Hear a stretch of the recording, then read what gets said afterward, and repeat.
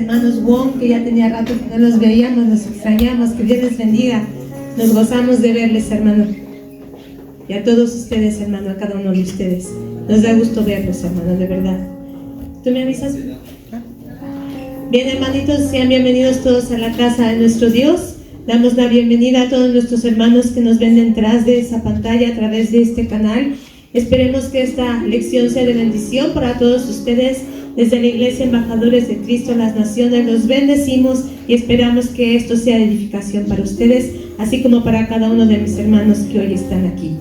Bien, hermanos, vamos a continuar con nuestro estudio. Hoy vamos a dar término con la iglesia a Sardis. Hermano, en esta iglesia, en este mensaje a la iglesia en Sardis, que se encuentra en el libro de Apocalipsis, capítulo número 3, les invito a que abran la palabra de nuestro Dios ahí. En Apocalipsis, capítulo 3, hemos visto 6 versículos. Bueno, hoy vamos a ver el sexto, ¿sí? Pero durante estas lecciones, ¿saben cuántas lecciones nos llevamos con esta simple iglesia? Empezamos desde la lección 44, ya íbamos a ver la lección número 55. O sea que nos llevamos 11 lecciones estudiando esta carta. Abarca un periodo desde el siglo XV hasta el siglo número 18. Y a través de esta iglesia vimos cómo después de la reforma protestante, que empezó nuevamente a resurgir la palabra de nuestro Dios a través de las reformas con Martín Lutero, vimos el descubrimiento de nuevos continentes, de cómo se fue extendiendo el evangelio, de cómo surgió el engaño guadalupano. Vimos a los valientes reformadores, los puritanos, los colonizadores de Mesoamérica. Y hace 8 días vimos a ¿quiénes? A los hombres nacidos de nuevo. ¿Alguien se acuerda qué significa Sardis? El que huye, ¿sí? El que escapa, ¿sí? Durante esta iglesia vimos varios puntos. Vimos que es una iglesia que se creía viva, pero que en realidad, ¿cómo estaba? Muerta. Vimos que tenía que afirmar las cosas que estaban por morir, que sus obras no habían sido halladas perfectas delante de Dios, pero tenía algunas personas, un remanente que no había manchado sus vestiduras. Y también a través de estas cartas vimos 3 recompensas que Dios va a dar para aquellos que vencieran. ¿Se acuerdan de ellas? ¿Cuál fue la primera? Que íbamos a ser vestidos ¿con qué? Con vestiduras blancas. La segunda, que nuestro nombre, ¿qué iba a pasar con nuestro nombre? No iba a ser borrado del libro de la vida. Y hace 8 días vimos la tercera, que nuestro nombre iba a ser confesado delante del Padre y delante de sus ángeles. Y hace 8 días nuestro hermano Aarón nos hizo favor de hablarnos sobre 2 personajes muy importantes en la historia de la iglesia. ¿Se acuerdan quiénes fueron? Juan y su hermano Carlos. Carlos y Juan Wesley. Ellos que fundaron, ¿se acuerdan qué movimiento fundaron? El metodismo, ¿sí? Y este es un movimiento muy importante, hermano, y les voy a decir por qué. ¿Sabes que Embajadores de Cristo a las Naciones tiene relación con el metodismo? Y te voy a decir por qué. Esta congregación está a punto de cumplir ¿cuántos años? 19 años en el periodo de nuestro hermano Daniel Soberanes. Pero en realidad esta congregación cumple más de 30 años. Y en un principio esta congregación se fundó en una célula, que así se conocían los grupos de oración, en la casa de nuestra hermana Jaciel. Y nuestra hermana Jaciel, ahí en la Oriental, ella asistía a la iglesia metodista en Gante. 2 de sus hijos eran pastores ahí, el hermano Isaías y el hermano Ismael. Ellos empezaron a hacer una célula ahí en su casa, debido a situaciones doctrinales, porque ellos todavía bautizan niños y tienen algunas, vamos a decir, liturgia. Su liturgia es muy parecida en algunas cosas en la iglesia católica. Son muy metodistas, son muy metódicos, ellos son muy, muy puntuales. O sea, si el culto empieza a las 10 empieza y a las 12 termina. No se extienden más. Te dan un programa con todo lo que viene ahí ordenado, qué cantos se van a cantar, qué oración se va a decir, qué lecturas, todo es muy puntual ahí. De hecho, pues de dónde nació con los ingleses, ¿no? Y los ingleses son de una disciplina y de una puntualidad extrema. Bueno, estos hermanos empezaron ahí. Posteriormente, por cuestión de doctrina, sale uno de ellos y empieza a formar el grupo ahí en la casa de la hermana Jaciel, pero ya independientemente del metodismo. Ya no se siguió con la doctrina, ya no se siguió bajo la tutela, vamos a decir, sino que empezó ya a ser una iglesia independiente. Posteriormente se compra este terreno, se viene para acá y se empieza a fundar desde sus cimientos. Aquí solamente había unas pequeñas, creo que lo único que queda de ahí, pastor, es la primera oficina, ¿no? Y los bañitos de la entrada es lo único que queda de la construcción original. Todo lo demás se derribó y empezó desde sus cimientos. Entonces, esta congregación de una manera u otra surgió de ahí por esa situación. Y otra congregación que también surgió de ahí es donde está mi hermano, que es pastor, en Rosa de Sarón. Tal vez algunos de ustedes no la conocen, algunos sí. Mi hermano igual, mi hermano fue llamado a ser misionero de la iglesia metodista. Él empezó y se fue de misionero a una iglesia que está en el Estado de México que se llama Miraflores. Ahí en la iglesia de Miraflores él empezó junto con otros 20 jóvenes al llamado misionero. Después en Charco consiguieron un terreno y empezaron ahí a fundar esa iglesia de Rosa de Sarón.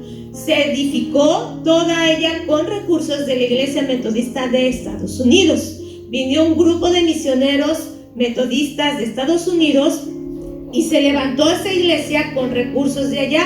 La condición era que esa congregación iba a ser metodista porque venía de ellos. Por cuestiones doctrinales también, por situaciones que se daban, ellos se separan.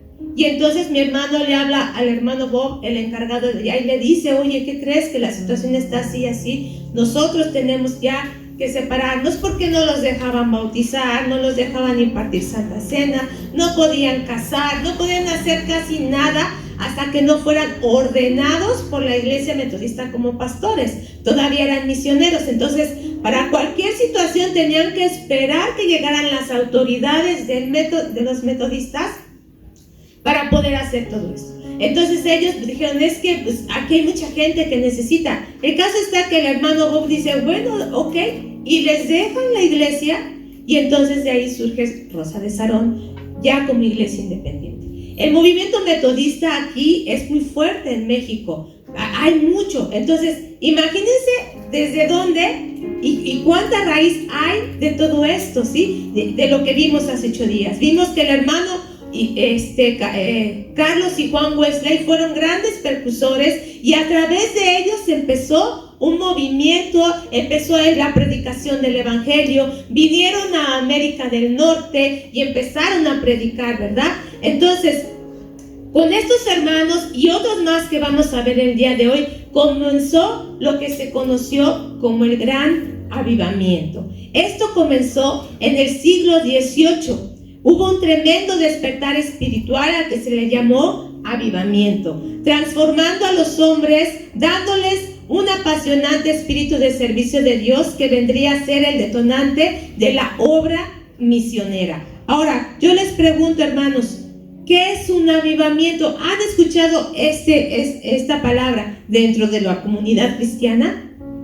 Se oye mucho, ¿no? Un avivamiento, o se pide un avivamiento de parte de Dios. Pero ¿qué es un avivamiento? ¿Qué entendemos por avivamiento? Me gustaría que levantaran su mano quien quiera participar y me dijera qué entiende por avivamiento. Sí, Ana. Bueno, lo que yo relaciono es como en el versículo de Pentecostés, cuando todos los hermanos fueron llenos del Espíritu, estuvieron en unidad de corazón y de alabanza, y hubo como una comunión entre toda la iglesia y alabaron al Señor pues juntos, guiados por el Espíritu Santo. Entonces lo que yo me imagino por avivamiento es como un despertar del Espíritu en la iglesia que unifica pues a todos los hermanos. Ya dio la conclusión de la clase. ¿Y ahora qué vamos a hacer? No es cierto. Hermano pastor. Despertar espiritual. Un despertar espiritual. Arrepentimiento.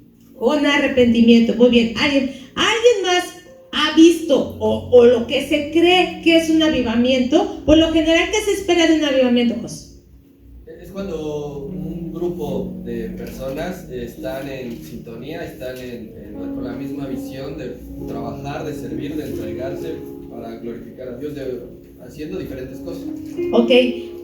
Muchos a veces pensamos que un avivamiento tiene que ser como, o como nos imaginamos, o como esperamos, ¿no? Como bien dice nuestra hermana Ana, a veces se espera que un avivamiento venga, no sé, con grandes manifestaciones, ¿no? Con que la gente se caiga, llore, haya grandes milagros y mucho estruendo. En algunas ocasiones eso es lo que se espera de un avivamiento. En realidad la palabra avivamiento no aparece en la palabra de Dios. Si ustedes buscan en su concordancia, buscan algún versículo que diga avivamiento, ustedes no lo van a encontrar. Es, por ejemplo, como la palabra Trinidad. La palabra Trinidad viene en la Biblia, así como tal, Trinidad, no aparece. Por ejemplo, también otra de las frases muy comunes entre nosotros que dice, la sangre de Cristo tiene poder. ¿Dónde viene un versículo que diga así tal cual que la sangre de Cristo tiene poder? No hay, pero lo damos por entendido por los versículos que nos dan. Asimismo, avivamiento es un término teológico, es un término que se ha dado para la manifestación de todo esto. Solamente hay dos palabras que más o menos se le acercan y dos versículos, y vamos a ir a ellos. Uno de ellos está en Habacuc 3:2 y el otro es 2 Timoteo 1:6. Si alguien puede buscar Habacuc 3:2 y otro 2 Timoteo 1:6 para... ¿Cuál tienes? Habacuc 3:2, ¿qué nos dice? Dice, oh Jehová, he oído tu palabra y temí. Oh Jehová, aviva tu obra en medio de los tiempos. En medio de los tiempos hazla conocer. En la ira acuérdate de la misericordia. Ahí dice como que palabra aviva, ¿sí? Aviva tu obra en medio de los tiempos. Y el segundo está en 2 Timoteo 1:6. ¿Quién lo tiene? ¿Ana? Por lo cual te aconsejo que avives el fuego del don de Dios que está en ti por la imposición de mis manos. Así es, ¿qué dice ahí? ¿Cuál palabra viene? Avives, ¿sí? Avives el fuego del don de Dios que está en ti. Bien, pero como les digo, en sí la palabra avivamiento no va a aparecer, ¿sí? Pero entendemos esto, que es despertar. Dice ahí en Habacuc, aviva tu obra. Y acá dice, aviva el don de Dios. Y todo nos habla acerca de encender. ¿Qué pasa, por ejemplo, con un carbón cuando todavía está rojo? Si uno que le echa aire, ¿qué pasa? Vuelve a ¿qué? A prender, ¿verdad? Pero si ya está gris, ¿volverá a prender? No, es igual con las velas, no con el pabilo. Cuando vemos el pabilo de una vela todavía rojita, si tú le soplas, ¿qué pasa? Puede prender otra vez, pero si de plano ya no está rojita y empieza a sacar humo, por más que le soples, no vuelve a encender. A eso es a lo que se refiere, avivar. Esto es avivar, volver a encender, volver a prender. Y quiero que vayamos a Apocalipsis 3:6, que es el texto del día de hoy, es el último versículo a esta iglesia. Y dice la palabra de Dios así: el que tiene oído, oiga lo que el Espíritu dice ¿qué? A las iglesias. Si se fijan, esta es una frase muy recurrente. La vamos a ver muy seguido y la hemos visto casi durante todos los mensajes. Viene esta frase. ¿Quién la dice? ¿Quién la está diciendo? Cristo Jesús, ¿verdad? Como nos han enseñado. Si su Biblia vienen estas palabras en rojo, quiere decir que son palabras de nuestro Señor Jesucristo. Y es una frase que Él siempre ha dicho. ¿Y qué significa? El que tiene oído para oír, oiga. Yo les pregunto a ustedes, ¿trajeron sus oídos hoy? ¿O los dejaron en su casa hoy? No, ¿verdad? O sea, a menos que haya una discapacidad, pues no podremos oír, o haya ya un problema auditivo, pues no podremos oír. ¿Pero a qué se refiere cuando dice el que tiene oído para oír? ¿Qué quiere decir esto? Que no todos escuchamos, ¿sí? Que no todos ponemos el sentido. Y es lo que vamos a ver hoy. Y hoy quiero enseñarles primeramente de manera histórica cómo fue que se empezó a dar en esta lección, que es lo que vamos a ver, que es la lección número 55, que se llama La Iglesia en el Gran Avivamiento. Y cómo se fue dando ese avivamiento. El primero de ellos se dio en Estados Unidos, en el estado de Massachusetts. Y fue por medio de un evangelista que se llamó Jonathan Edwards, que es la primera imagen, si la podemos poner ahí. Jonathan Edwards, él es denominado congregacionalista. Fue un filósofo y teólogo. A los 13 años ya tenía buen conocimiento de lo que era el latín y el hebreo. Entró a la Universidad de Yale y se convirtió a Cristo. Posteriormente estuvo de pastor en Nueva York y luego se fue a Northampton. Sus sermones subrayaban la necesidad de una experiencia de convicción de pecado y perdón de parte de Dios. En unos pocos meses se extendió por toda la comarca y llegó hasta Connecticut. Este hermano empezó a levantarse con la predicación del evangelio, nuevamente llevando a la gente al arrepentimiento y a la confesión de sus pecados. El segundo fue Jorge Whitefield, que es la siguiente imagen, que está ahí, está medio chistosito, ¿verdad? Bien cachetón, que está, dan ganas de hacerlo así. Y aparte como que, hey, mira para acá. ¿No? Ok. Este fue anglicano y era conocido como el gran evangelista. Él ingresó a la Universidad de Oxford en Inglaterra en 1733 y en 1736 recibió la ordenación episcopal. Estaba dispuesto a predicar en cualquier parte y ante cualquier público. Él era sencillo, desprovisto de toda ambición, y su ministerio se desarrolló principalmente en América del Norte, en Nueva Inglaterra, donde se empezaron a fundar las 13 colonias de las cuales nos habló nuestro hermano Josué. Su predicación causó gran revuelo y nuevas experiencias de conversión, provocando el arrepentimiento y el querer servir a Dios. Jonathan Edwards, el primero que vimos, invitó a Jorge Whitefield a predicar en donde él estaba. Jonathan Edwards empezó con un ímpetu muy grande a predicar, pero se empezó a apagar. Y entonces invita a este hermano, a Whitefield, y él empieza a predicar de tal manera, era su predicación de este hermano, que el mismo hermano Jonathan dice que empezó a llorar, volvió el Espíritu Santo a moverlo, y juntos empezaron otra vez a predicar. Este hermano Jorge Whitefield, él realmente su predicación no era en las congregaciones, eran más bien afuera. Él predicaba en todos lados, él no le importaba ante quién predicaba, él a donde lo invitaban, él iba. Y donde él iba, había un gran impacto de la palabra de Dios. Vienen unos relatos en el libro que nos muestran sobre varios testimonios, vamos a decir, de cómo era la predicación de este hermano. Donde llegaba, movía masas. Donde llegaba, él empezaba a predicar y empezaba a fluir el Espíritu de Dios, de tal manera que en la predicación la gente empezaba a llorar, la gente empezaba a conmoverse, la gente empezaba a entender la palabra de Dios. Y entonces escuchaban ya que el hermano Whitefield iba a estar en tal ciudad, y iban y se trasladaban. No sé si ustedes han visto películas, vamos a decir antiguas, como de los años 80, 70, donde hablan acerca de este gran movimiento, donde cómo llegaban a pernoctar desde la noche, a trasladarse a estos lugares para esperar el movimiento, para esperar la predicación.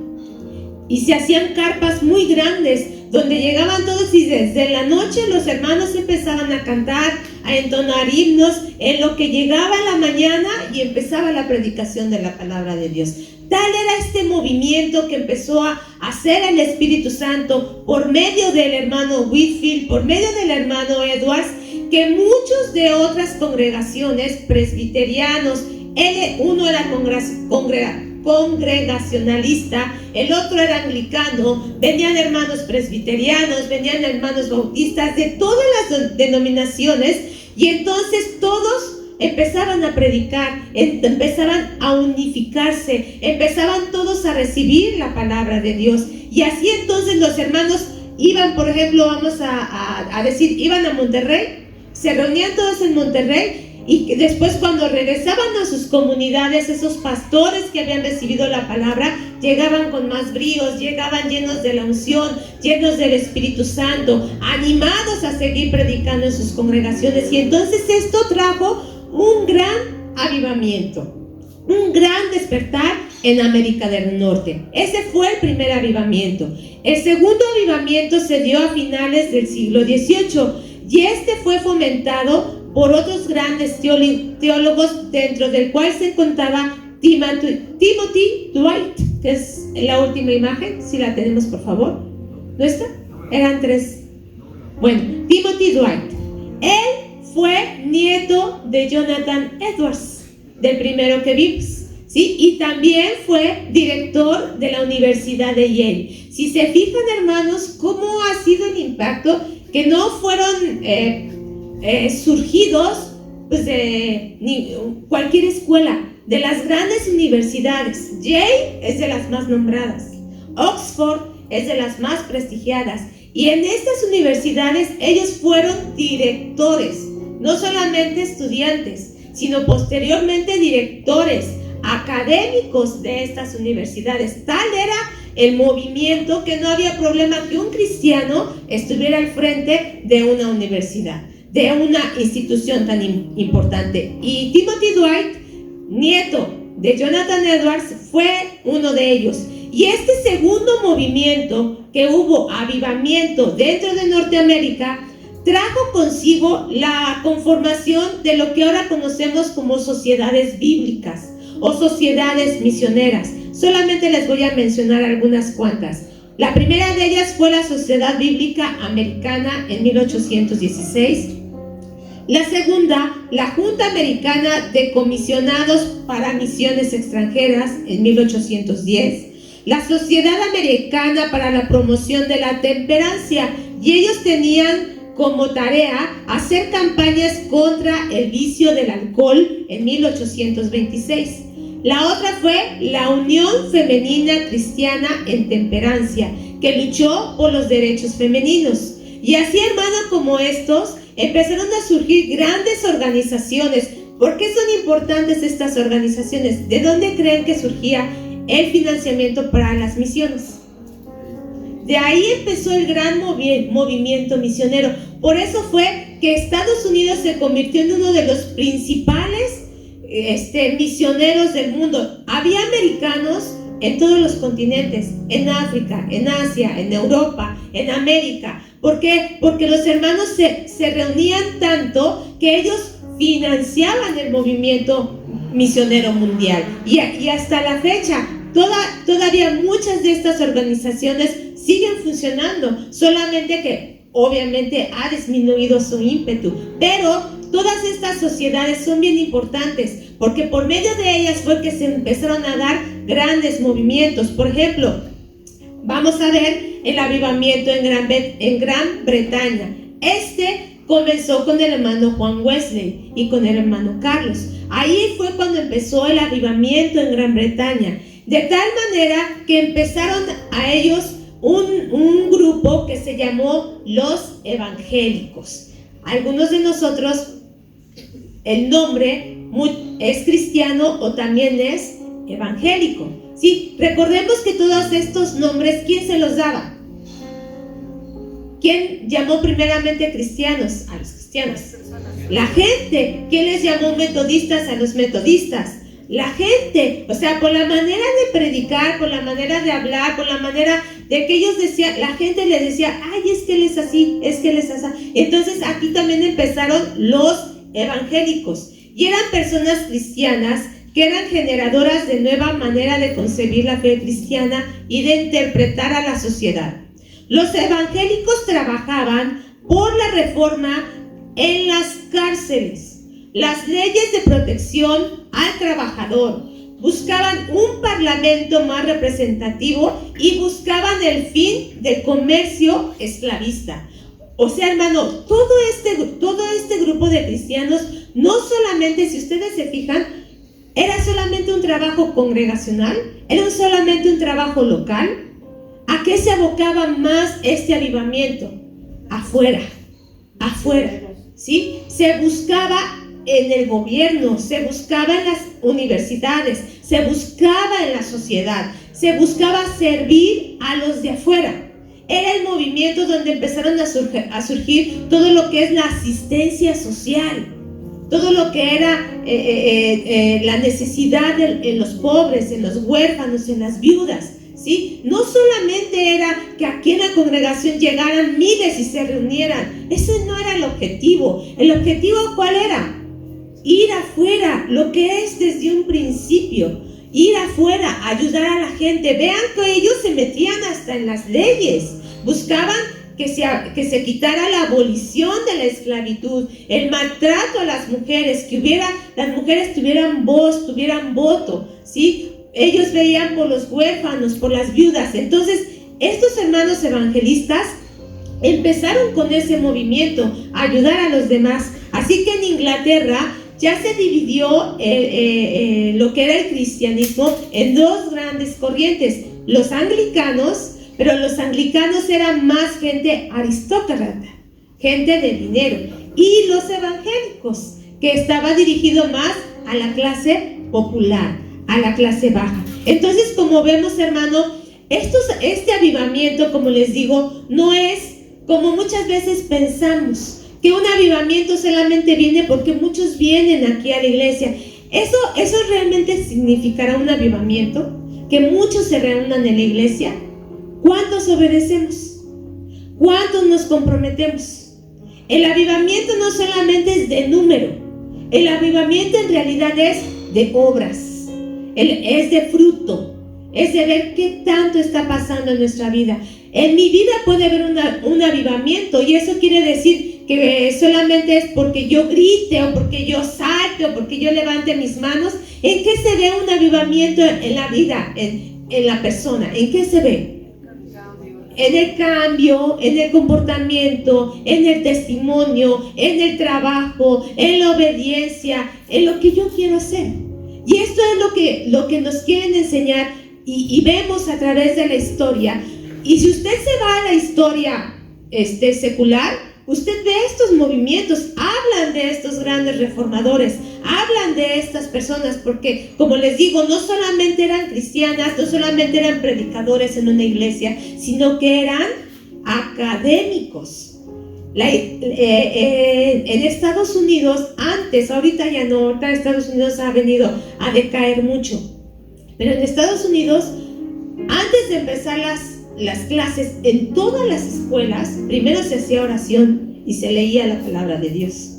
Esa era la base de la educación en Estados Unidos. Donde quiera que usted iba, veía usted donde se alababa a Dios, y la mayoría eran cristianos. Ahora, desgraciadamente, ya no ha pasado esto. Ahora la situación ha venido, hay un decaimiento ahí en Estados Unidos, pero fue de los grandes precursores. Es importante, hermano, que nosotros entendamos y veamos cómo, si nosotros prestamos oído a la palabra de Dios, todo lo que puede pasar, no solamente en mi vida, no solamente en mi iglesia o en mi congregación, sino cómo puede traspasar estas cuatro paredes cuando tú y yo ponemos oído a la palabra de Dios. Y eso era lo que estaba pasando aquí en la iglesia en Sardis. Por eso, cuando termina este mensaje, le dice: escuchen estas palabras. Y es algo que nuestro Señor Jesucristo siempre nos dijo, y es lo que vamos a ver ahora. ¿Por qué nuestro Señor Jesucristo siempre repitió esta frase? El que tiene oído para oír, oiga lo que el Espíritu dice a las iglesias. Y vamos a Marcos capítulo número 4, versículo número 23.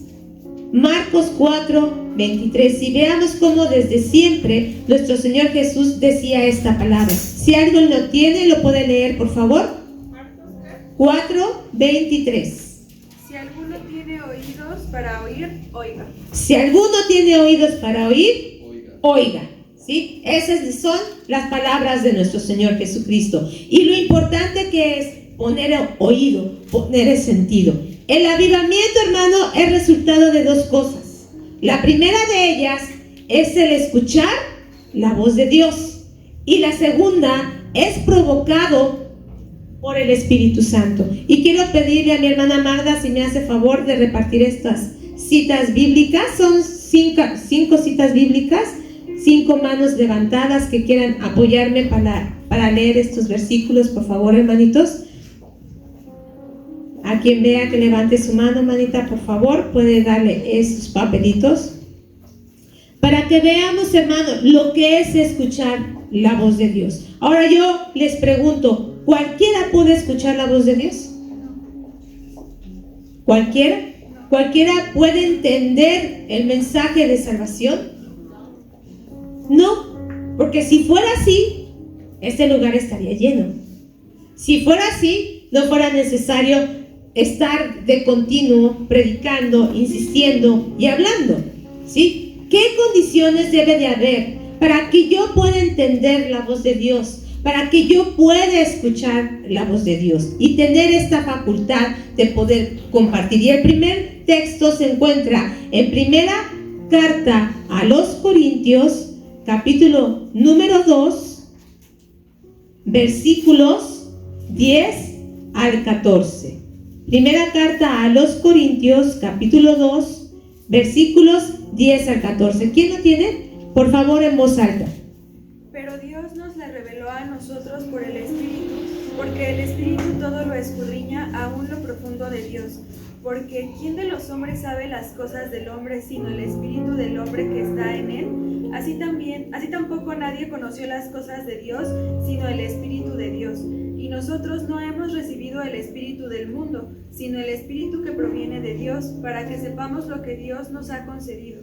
Lo cual también hablamos, no con palabras enseñadas por sabiduría humana, sino con las que enseña el Espíritu, acomodando lo espiritual a lo espiritual. Pero el hombre natural no percibe las cosas que son del Espíritu de Dios, porque para él son locura y no las puede entender, porque se han de discernir espiritualmente. Así es. ¿Qué nos está diciendo este pasaje? Dice, pero Dios nos las reveló a nosotros, ¿por qué? Por el Espíritu. Lo importante que es que tú y yo seamos llenos del Espíritu de Dios y pidamos que el Espíritu de Dios nos haga entender la voz de Dios, nos haga entender su palabra. ¿Por qué? Porque dice que el Espíritu, ¿qué? Todo lo escudriña, aún lo profundo de Dios. Solo el Espíritu nos puede dar esa revelación. Solo el Espíritu nos puede hacer entender lo más profundo. Por eso es importante que tú y yo busquemos siempre la llenura del Espíritu Santo y su dirección. Dice, porque ¿quién de los hombres sabe las cosas del hombre, sino el Espíritu del hombre que está en él? Así tampoco nadie conoció las cosas del Espíritu, sino el Espíritu de Dios. ¿Sí? Y aparte, el versículo 14 dice, pero el hombre natural, ¿qué? No percibe las cosas que son del Espíritu de Dios. ¿Cómo sucede esto? Es como cuando tú platicas con algún familiar, con algún amigo, con algún conocido que no es cristiano o que no cree en Dios. Cuando tú le das un testimonio y hablas, por ejemplo, cosas espirituales, ¿te entiende? No. ¿Qué piensa de ti? ¿Que estás qué? Loco. O que te dice, ay, ¿qué fumaste, no? O sea, ¿qué hay? Yo apenas estaba escuchando a una persona, pues, ignorante, ¿sí? Hablando acerca de que, ay, que la oración tiene poder. Ay, entonces voy a orar y voy a pedir que se me ven. Y empiezan a pensar luego, ¿en qué piensan? Dinero. En dinero, en cosas que, materiales, porque es una mente que, natural, ¿sí? Es una mente que no, a la cual no ha sido revelado el Espíritu de Dios, donde la luz de Cristo, donde la palabra de Dios no ha sido vislumbrada. Eso nos pasaba a muchos de nosotros antes de llegar aquí al conocimiento de Dios, a muchos, ¿no? No entendíamos muchas cosas, aún ya bautizados, aún ya estando aquí, Hay cosas que no entendemos, pero esas cómo las vamos descubriendo, cómo las vamos entendiendo, ¿por medio de qué? Del Espíritu de Dios. Entonces, para que yo escuche la voz de Dios, para que yo perciba, para que yo entienda, ¿qué necesito? De su Santo Espíritu. El avivamiento es provocado por el Espíritu de Dios. Solamente así es como yo puedo entender las palabras de Dios, ¿sí? Creer lo que Dios me está diciendo. ¿Cómo puedo yo creer? ¿Cómo puedo aumentar mi fe? ¿Cómo puedo yo saber y tener la certeza? Porque solamente el Espíritu de Dios es lo que te da, es lo que te hace entender. Bien, vamos a Juan 10, 4 y 5. Quien lo tenga lo lee, por favor. Y cuando ha sacado fuera todas las propias, va delante de ellas, y las ovejas le siguen, porque conocen su voz. Mas al extraño no seguirán, sino oirá de él, porque no conocen la voz de los extraños. ¿De qué nos está hablando aquí? ¿De qué nos está hablando este pasaje de Juan? ¿Sí? De las ovejas, que las ovejas conocen ¿qué? ¿La voz de quién?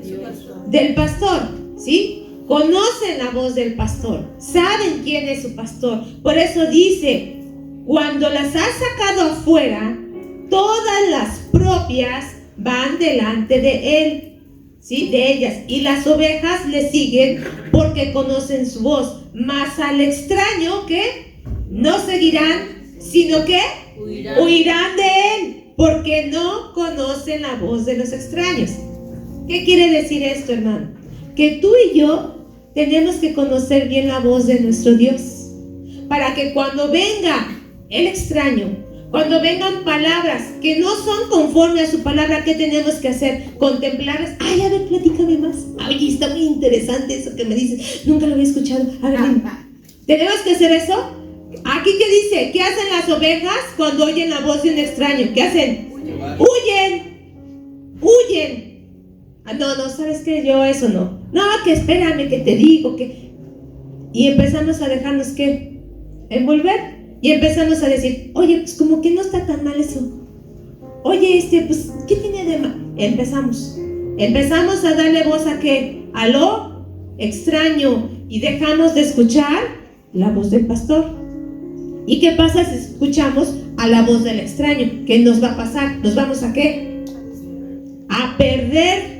¿Qué le pasa a una ovejita si no escucha la voz de su pastor? ¿Qué le pasa? Se pierde o se queda ¿dónde? Ahí solita, ¿no? Se puede quedar solita. ¿Y qué pasa si se queda sola? Está desprotegida. ¿Quién va a venir? Las fieras. ¿Y qué va a pasar con ella? Van a acabar con ella. Así nos pasa a nosotros, hermano. Cuando nosotros no ponemos el sentido y dejamos de oír la voz del pastor y empezamos a darle lugar a otras cosas, eso es lo que nos pasa. Poco a poco nos empezamos a apartar del rebaño. Poco a poco nos empezamos a apartar del pastor, hasta que estamos solos, vienen las fieras y nos acaban. Porque el enemigo no está jugando. El enemigo nada más está viendo en qué momento tú y yo nos apartamos, nos dejamos de buscar la voz de Dios. ¿Para qué? ¿El que viene a qué? Dice que León anda a qué, buscando a quién qué, acariciar. No, dice devorar. Él no tiene misericordia, no tiene compasión, Él te quiere ver destruido. Pero eso depende de ti, de mi hermano. Por eso, pídele al Señor que te ayude a saber escuchar su voz y no la voz de los extraños. Primero de Juan 4:1, que es lo que nos ha enseñado el pastor durante todas estos meses que llevamos estudiando la primera carta de Juan. ¿Qué dice la primera de Juan 4:1? Sino que probad los espíritus si son de Dios, porque muchos falsos profetas han salido por el mundo. Nos dice que tenemos que ¿qué? ¿Probar a quién? A los espíritus. ¿Qué quiere decir eso? ¿Un espíritu extraño se puede manifestar aquí mismo? Así es. ¿Por mi boca? Así es. ¿Por la boca de cualquier ministro? Así es. Por eso dice, ¿probad qué?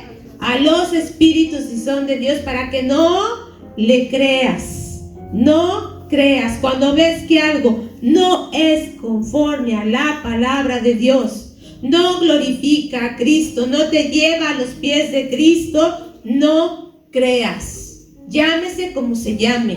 no importa el nombre. En el relato que les decía del hermano Whitfield, muchos hermanos se vuelven seguidores de hombres. Se vuelven seguidores de hombres por la manera en que Dios los usa.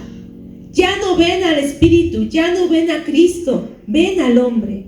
Y ese es un grave error. Debemos de glorificar el nombre de Dios y darle gracias por los ministros que son fieles, a quien Dios usa, a quien Dios les revela, pero no ser seguidores de hombres. Y en eso caemos mucho. Llámese director de alabanza, llámese como se llame, ¿sí? Seguimos a los hombres. Y no, hermano, tenemos que, nuestra mirada en quién debe de estar en todo momento, en Cristo Jesús. Dice, puestos los ojos ¿en quién? En Jesús. Siempre, en todo momento. Mateo 13:23. En buena tierra, este es el que oye y entiende la palabra, y da fruto y produce a 100, a 60 y a 30 por uno. ¿Qué produce el oír la palabra de Dios en nosotros? Fruto. Dice, este es el que oye, ¿sí? El que escucha y pone por obra. Cuando tú escuchas algo que es de edificación para tu vida, ¿lo desechas? ¿Qué vas a hacer? Ocuparlo en el momento que lo necesites, en el momento de la prueba. Por ejemplo, vamos a poner algo secular. Si tú necesitas hacer una receta de cocina, ¿sí? Y sabes lo que debe de llevar, lo vas a aplicar en ese, te vas a acordar, ay, sí, esto, llevaba el otro, y en ese momento lo aplicas, ¿sí? Lo vas a usar. La palabra de Dios así es. En el momento en que la necesites, ahí es donde la tienes que aplicar. En ese momento, ay, me acuerdo que leí en este, ¿cuántos les ha pasado? Apenas leí, y en ese día en que tú leíste, que tú escuchas, ese día es el día de la aplicación. En ese día Dios te pone algo, te pone una situación, pero porque tú escuchaste, y dices, y viene el Espíritu y te revela. Y viene el Espíritu y te usa, ¿sí? Por eso dice, el que tiene oído para oír, oiga. El fruto, ¿para quién va a ser? La bendición, ¿para quién va a ser? Para uno. ¿Por qué no te amas? ¿Por qué no te cuidas? El no escuchar la palabra de Dios, el que no le pongas el sentido, es tu destrucción. Es tu vida, es tu salvación, ¿sí? Entonces pongamos el sentido y pongamos atención para que entonces demos fruto. Marcos 4:24. ¿Quién lo tiene? Les dijo también, mirad lo que oís, porque con la medida con que medís, os será medido, y aún se os añadirá a vosotros lo que oís. Fíjense, dice ahí, mira, o sea, fíjense, esta tal vez sea un error de traducción o la manera en la que se está escribiendo, pero dice, mira lo que, podemos decir, cuida lo que oyes, cuida lo que oyes, porque en la medida que escuches, en la medida que midas, de la manera que tú decidas, así va a ser. Por eso es lo que le decía, cuando empezamos a dar oído a lo que no es, ten cuidado, ¿sí? No le des oído a lo que no edifica, a lo que no es conforme a la palabra. No es que seas religioso, no es que seas, como dicen, retrógrada. No es que no, hermano, sino que no todo edifica. Aprende a valorar, aprende a cuidar, di que sí, di que no. La palabra de Dios dice, cuidado con lo que apruebas, no sea que tú mismo te estés condenando con lo que apruebas. Entonces, Dios nos manda a que tengamos el cuidado de lo que estamos oyendo, de lo que nosotros permitimos, hasta dónde permitimos que Dios penetre, hasta dónde permitimos que Dios nos hable, hasta dónde dejamos que el mundo nos influencie. Entonces, cuidémonos, hermano. Por eso que nuestro Señor Jesucristo siempre decía esta palabra: el que tiene oído para oír, oiga. Después de cada enseñanza que Él daba, decía esto: el que quiera, la palabra está, depende de cada uno de nosotros. ¿Qué tanto queremos aprender? ¿Qué tanto queremos aplicar? ¿Qué tanto queremos creer? ¿Qué tanto queremos desechar? ¿sí? Depende de cada uno de ellos. Y las características del avivamiento, como nos decía nuestra hermana Anita, vamos a ir a Hechos, capítulo 2, y veamos, hermano, todo lo que lleva un verdadero avivamiento. Como les decía, no nos dejemos llevar, ¿sí? Por cosas estruendosas y cosas a veces que hasta están fuera de todo, hermano. Me acuerdo en una congregación donde antes asistíamos, llegó un predicador. Según él era un gran actor. Yo la verdad no conozco ninguna de sus películas. Se llamaba Juan Miranda. Él decía que salió con Rogelio Guerra y no sé con quién más, pero la verdad no, ni su nombre conocía. Bueno, él se volvió el gran apóstol y llegaba a esta congregación y él según hacía milagros, señales y se llenaba la iglesia. Pero como dice el pastor, después de cada situación que pasaba, oración que hacía, se pedía ofrenda. Y te decía, a ver tu reloj, a ver tu anillo. Hasta cuentas bancarias llegaba a pedir. Y él no iba, se tenía que hospedar en un buen lugar, con su dieta, porque tenía que ser comida específica, mínimo cierta cantidad de hermanos, mínimo cierta cantidad de ofrenda, y así, muchas cosas, muchas cosas. Pasaban cosas importantes, sí sucedían, pero eso, ¿de qué me sirve? ¿De qué me sirve un milagro en mi vida si no voy a obedecer? Si después de recibir ese milagro sigo siendo la misma. Si ese milagro no va a ser para bendición a los demás, ¿de qué sirve? ¿Cuál es el fruto? Y aquí la palabra de Dios nos va a mostrar lo que verdaderamente hace el Espíritu de Dios cuando Él viene, cuando Él desciende, cuando Él trae un avivamiento a la iglesia. Y ahí en Hechos 2 vamos a ir desglosando estas características. Del 1 al 4, leo, dice: cuando llegó el día de Pentecostés, estaban todos unánimes juntos. Y de repente vino del cielo un estruendo como un viento recio que soplaba, el cual llenó toda la casa donde estaban sentados. Y se les aparecieron lenguas repartidas como de fuego, asentándose sobre cada uno de ellos, y fueron todos llenos del Espíritu Santo y comenzaron a hablar en otras lenguas según el Espíritu les daba que hablase. Como vimos, el avivamiento es provocado ¿por quién? Por el Espíritu de Dios. El Espíritu de Dios en todo momento nos habla aquí que fue el Espíritu de Dios el que los llenó y el que repartió, como Él quiso, a quien Él quiso, de la manera que Él quiso, ¿sí? Muchos, por esta situación, por el estruendo y por todo lo que sucedió, muchos piensan que así debe de ser, que debe de haber un gran estruendo, y no es siempre así. Aquí en este momento fue así, y el Espíritu Santo quiso que así fuera, pero no es regla. Pero lo que sí es importante es que sea el Espíritu de Dios el que se esté moviendo. Pero había condiciones para que el Espíritu Santo se moviera. ¿Cómo estaba la iglesia? Reunida, unánime y junta. ¿Estaban en qué? En un mismo sentir. Estaban en una fiesta, en la fiesta de Pentecostés, ¿sí? ¿Quién iba a saber que esto iba a suceder? No sabían que esto iba a suceder. La iglesia permaneció unida porque el Señor Jesucristo, que les dijo a los apóstoles: permanezcan fieles porque yo voy a traer la promesa del Padre. No les dijo cuándo, no les dijo en dónde, solamente les dijo permanezcan fieles. Y ellos hasta este día de Pentecostés, 50 días después de la resurrección de nuestro Señor Jesucristo, ellos seguían permaneciendo como unánimes y juntos. ¿Quieres que haya manifestación del Espíritu aquí, en este lugar? ¿Cómo tenemos que estar? Unánimes, juntos, todos bajo la misma cobertura, bajo el mismo propósito. A veces nosotros somos los que impedimos la manifestación de Dios, porque hay pleitos, celos, iras, contiendas, disensiones, envidias y todo aquello que es manifestación de la carne. Es más nuestra carne la que manifestamos, es más que no dejamos que el Espíritu de Dios se mueva en medio de nosotros. Entonces, para que haya un avivamiento, ¿qué debe de haber?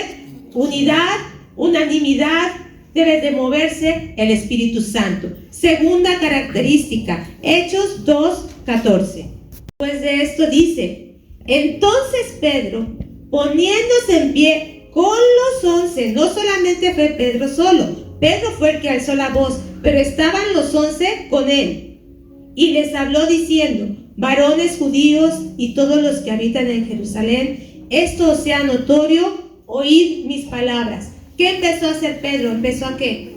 A predicar. A predicar. Entonces, viene la manifestación del Espíritu, después que viene la palabra. Viene la predicación de la palabra. Y entonces empieza Pedro a hablarles todo un discurso desde el principio. Empieza a mover, empieza a hablar la palabra de Dios y empieza a citar la palabra de Dios. Y tú después revisas toda esta predicación, fíjate cuántas veces él cita la palabra de Dios y empieza a predicar y empieza a hablar con el propósito de llevar a esas personas ¿a dónde? Al arrepentimiento. Pero entonces Pedro empieza a predicar con gran denuedo. Bien, ya no es el mismo Pedro de antes, ¿verdad? El mismo Pedro que le cortó la oreja a Marco, el mismo Pedro que decía: no, Señor, yo muero por ti, y después ya no quería. Ya no es el mismo Pedro, ya es una persona fortalecida, renovada por el Espíritu de Dios, por lo que Dios le daba, y entonces empieza a predicar.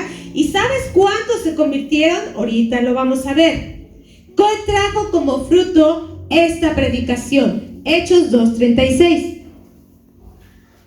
Sepa pues ciertísimamente toda la casa de Israel que a este Jesús, a quien vosotros crucificasteis, Dios les ha hecho Señor y Cristo. Así es como termina su predicación. Llevó a la gente ¿a dónde? A los pies de ¿quién? De Cristo. No a él, no a los apóstoles que estaban con él, sino ¿a dónde los llevó?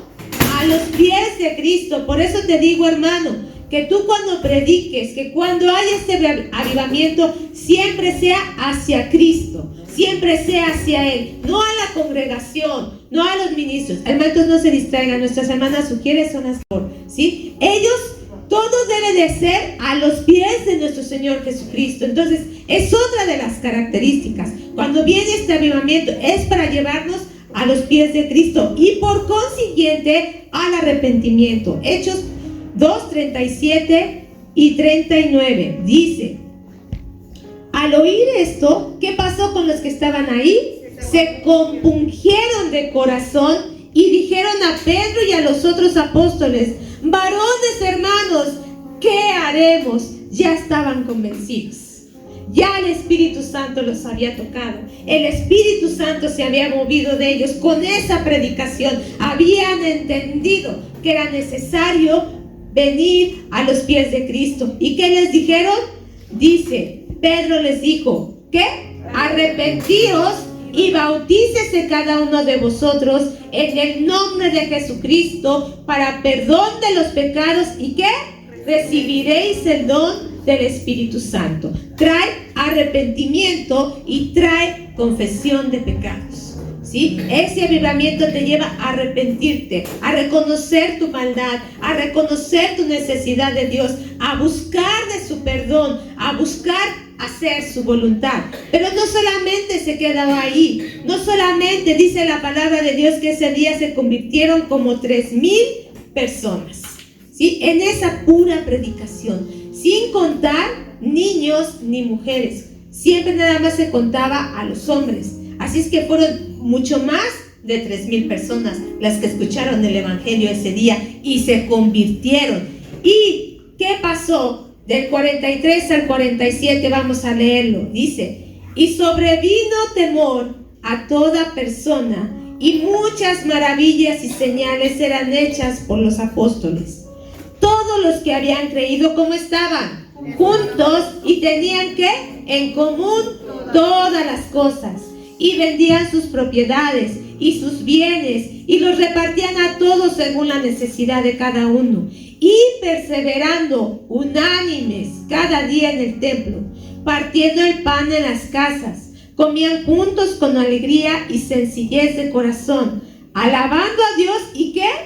Teniendo favor con todo el pueblo. Y el Señor añadía cada día a la iglesia los que habían de ser salvos. Les invito a mis hermanos de alabanza si se van preparando, por favor. Hermano, vimos estas características. ¿Se quedaron en su iglesia? Ahí nada más. ¿Qué pasó? ¿A dónde fue el trabajo? Afuera. Dice que tenían favor ¿con quién? Con todos los del pueblo. ¿Ven las características de un avivamiento? ¿A qué te lleva el avivamiento? No solo trabajar aquí. Aquí ya no necesitas trabajar porque ya están convencidos todos. Aquí solamente es permanecer, es seguirnos edificando, alabar a Dios, dar testimonio, seguirnos alimentando. Pero ya estamos convencidos. Ya el Espíritu Santo hizo la obra. Entonces, ¿a dónde tenemos que ir? Afuera. El trabajo es afuera. Ver toda la necesidad que hay aquí. ¿Cuántos dones, cuántos talentos hay aquí? Aquí hay médicos de humanos, hay médicos veterinarios, hay dentistas, hay abogados, hay maestros, hay mucho talento en nuestra iglesia. ¿Te imaginas qué podríamos hacer si unimos todo ese talento afuera? ¿Cómo podríamos bendecir a la comunidad afuera, a nuestros vecinos? Mis hermanas que hacen tan rico de comer, ¿sí? Hermanos que tienen esa habilidad de trabajar, de hacer bien las cosas. Imagínate si ofreciéramos nuestros servicios a los de afuera y manifestáramos este amor. Eso nos hace falta, hermano. A veces queremos un avivamiento, pero para estar aquí, para permanecer aquí. Y no, hermano. El avivamiento se da y empezamos a salir, empezamos a trabajar, empezamos a buscar. Si tú quieres un avivamiento en tu vida, hermano, empieza por arrepentirte. Empieza por escuchar la voz de Dios. Deja de escuchar al mundo, deja de escuchar al extraño y empieza otra vez por la lectura de la palabra. Empieza a escuchar la voz de Dios, que te vuelva a llevar a Él, que te vuelva a enamorar, que te vuelva a llevar a sus pies. Para que entonces empiece a fluir del Espíritu, empiece a moverse y te lleve entonces a bendecir, te lleve a amar, te lleve a convivir. ¿Por qué no amamos? ¿Por qué no nos amamos, hermano? Porque nos hace falta la palabra de Dios en nuestra vida. Conocemos a nuestros hermanos, conocemos dónde viven, ¿qué hacían los hermanos? Partían el pan también, ¿en dónde? En las casas. No solo en la iglesia, en las casas. Es importante la convivencia de unos a otros, hermano. Por eso te decimos, bendícelo, bendice a tu hermano. Hay quienes no nos vemos en 8 días y no sabemos lo que pasa en la semana. Nuestra hermana Carmelita hoy no está, ¿sabes por qué? Porque la operaron. Está convaleciente. Oremos por nuestra hermana Carmelita. Y así por varios hermanos que no hemos visto. No habíamos visto a nuestros hermanos Wong. Gloria a Dios que están aquí. De verdad, hermano, nos da mucho gusto verlos. Y así a quienes no han venido, a quienes nos visitan, nos llena de gozo, hermano, porque deseamos, hermano, ser de bendición. Dios te ha dado tanto, hermano. No es para que te quedes aquí, es para que lo des. Es para que crezcas. Es para que el nombre de Dios sea glorificado. Ponte sobre tus pies y pidamos al Espíritu que siga obrando en nuestras vidas. Pídele que te dé oídos para oír su palabra, para oír su voz. Deja de escuchar la voz de los extraños. Deja de estar en tu comodidad. Deja de buscar nada más para mí, para mí, para mí. No, aquí venimos para dar. Venimos para que el Señor use nuestras vidas, Señor.